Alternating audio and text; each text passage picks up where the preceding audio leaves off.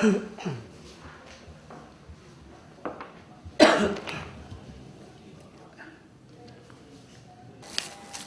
saya Marianto. Alamat saya, pelayanan saya di Desa Tohab, juga Kecamatan Klidung. Dulunya Kecamatan Parakan, sekarang sudah dibelah menjadi 3. Saya menjadi hidup di lingkungan Kecamatan Klidung. Hidup saya petani. Orang tua saya juga petani tembakau. Dulunya kan petani tembakau untuk hanya merokok lah, merokok sendiri, buatan alami. Rokok alami itu namanya tembakau garangan. Itu memang masih sulit zaman dulu itu. Kalau saya modal dulu itu ya juga utang dari Cina ya, Tengkulak, dari Tengkulak. Berapa ceritain Pak setiap hari nih Pak, jalan berapa kilo jauhnya? Oh ini dari rumah sampai sana 1 kilo lebih ya, sekitar 1,5 kilo. Tapi jalannya sudah agak baik daripada yang dulu itu, belum ada pembangunan kan, jalannya sangat licin, becek. Wah ya enggak enak di Ambah itu. Kalau sekarang kan sudah penak jalan kaki. Kalau yang punya kendaraan pakai kendaraan bisa, roda 2 juga bisa. Anak dulu kan akan ke hutan itu hanya seperti ke tempat hewan hutan, tidak seperti ratan seperti ini, bukan. Tapi kebun tembakaunya juga di atas sana atau gimana? Wah, mulai di sini sudah ini sudah tempat tembakau biasanya itu sudah. Sekarang enggak? Sekarang sedang jagung itu. Kalau kan tembakau kan musimnya kan mulai Maret April sampai Agustus September itu habis. Kalau petani hasilnya petani memang tidak seimbang karena cuaca kurang bagus, petani juga tidak berhasil lah. Tanaman tembakau itu kan memangnya kan hanya satu musiman. Kalau musim penghujan seperti ini kan tidak ada. Harusnya seperti yang kemarau yang ada.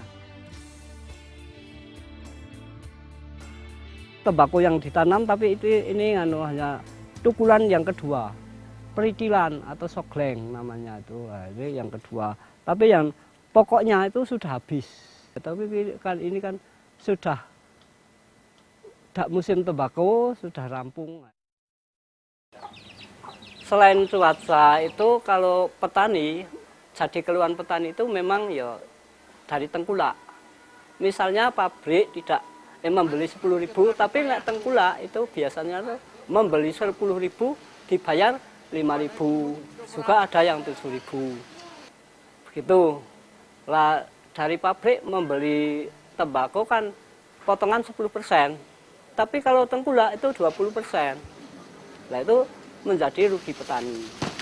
Keluhan petani itu memang saya kan sebetulnya kan untung, tapi malah buntung. Karena apa? Karena itu dari potongan tembakau 1 kintal sudah 20 kilo. 1 kintal 20 kilo potongan. Tapi di pabrik katanya tidak membeli seperti itu. Petani yang merugikan petani. Karena petani ya belum bisa ya menjual langsung pabrik, tidak bisa. Katanya Tengkulak perwakilan tidak bisa. Jadi petani tembakau berjualnya dengan Tengkulak umum. Begitu katanya kan, yang begitu mengatakan kan perwakilan. Kan Gudang Garam ada perwakilan, Jarum juga ada perwakilan. Tapi semua perwakilan saya amati tidak ada yang secara jujur, tidak ada. Cara seperti yang berkumpulan dengan petani itu tidak pas, cocok dari pembeli. Pada sekarang ini pabrik akan membeli 70.000 1 kilo. Ternyata yang dibeli 70 hanya sebagian, tidak ada sepersepuluh, tidak ada, 1% tidak ada. Ibu, Bapak nggak marah, nggak pernah marah? Ya marah-marah itu udah wajar gitu. Biasanya kalau Tengkulak itu sudah wajar itu membeli 10.000 bayar 8.000 itu sudah wajar. Kalau marah-marah juga ya jadi congkrah perkelahi lah, sampai perkelahi barang itu karena ya tidak cocok. Saya beli 10.000, ada yang beli 15.000, nanti bayarnya ya sudah kurang semua. Dan kalau yang sering itu timbangan, yang saya amati itu timbangan yang tak betul itu timbangan tembakau, selas timbangan tembakau. Nah, mengharapkan kalau timbangan itu harus pemerintah yang membetulkan sebetulnya itu. Karena penimbang itu memang nek petani ini ngerti timbangan ada angkanya, tapi nyatanya yang ternyata betul-betul timbangan di sini kalau di sana di Tengkulak enggak cocok. Itu timbangan itu. Misalnya di sini saya punya timbangan gantungan itu saya timbang sekintal. Kalau di Tengkulak itu memang 96 atau 93 itu minimal nih. Kalau timbangan saya harap itu dari pemerintah desa sampai pemerintahan umum itu harus, pemerintah Indonesia harus menegakkan timbangan. Sedang pun di kota tidak ada, di Paraan atau Temanggung itu kalau pun tidak ada yang mengurusi timbangan. Saya mengenyal timbangan, tapi tidak dibantu oleh kepolisian. Saya mengenyal timbangan.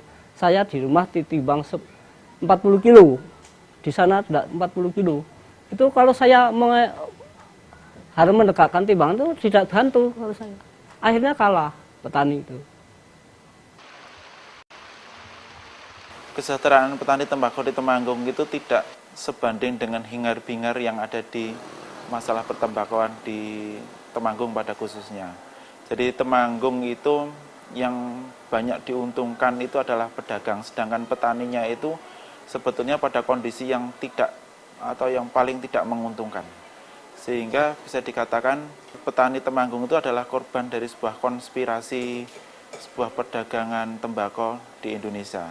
Yang selama ini Temanggung sebagai kontribusi tembakau yang terbaik di Indonesia, di mana Temanggung itu menempati 26% dari produksi tembakau di Indonesia. Sedangkan kualitas tembakau Temanggung itu bisa dikatakan sebagai kualitas yang tinggi atau cukup tinggi karena dikatakan sebagai tembakau lauk. Jadi tembakau lauk itu adalah tembakau yang mempunyai kadar nikotin tinggi, yaitu sekitar 3-8%. Otomatis seharusnya dengan kualitas yang sangat tinggi itu petani ikut menikmati dengan harga yang tinggi juga. Tetapi pada kenyataannya petani hanya menikmati istilahnya sisa dari keuntungan yang didapat dari pedagang. Karena selama ini memang mekanisme perdagangan tembakau itu dikuasai oleh pedagang, terutama pedagang yang tengkulak dan pedagang yang memang punya hubungan langsung dengan pabrikan. Apalagi ada sejumlah petani di beberapa daerah itu malah yang terlilit hutang dengan pedagang sehingga dia mau tidak mau harga tidak bisa menentukan. Ya, artinya petani hanya menerima sisa dari hasil penjualan yang dilakukan oleh pedagang. Sehingga kalau bisa dikatakanlah petani itu rugi, tapi pedagang selalu untung. Nah itulah yang menjadi dilematis tembakau di Temanggung seperti itu.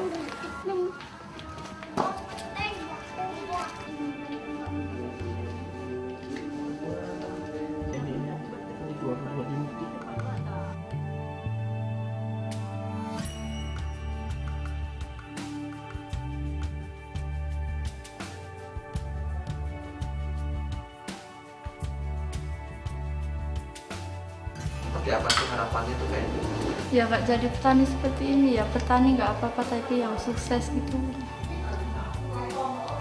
Ya kalau lagi rame sih ya juga enak-enak gitu, tapi kalau seperti kemarin tuh hujan terus jadi nggak, modalnya ada udah habis gitu, nggak punya uang, habis tembakau selesai tuh nggak ada apa-apa.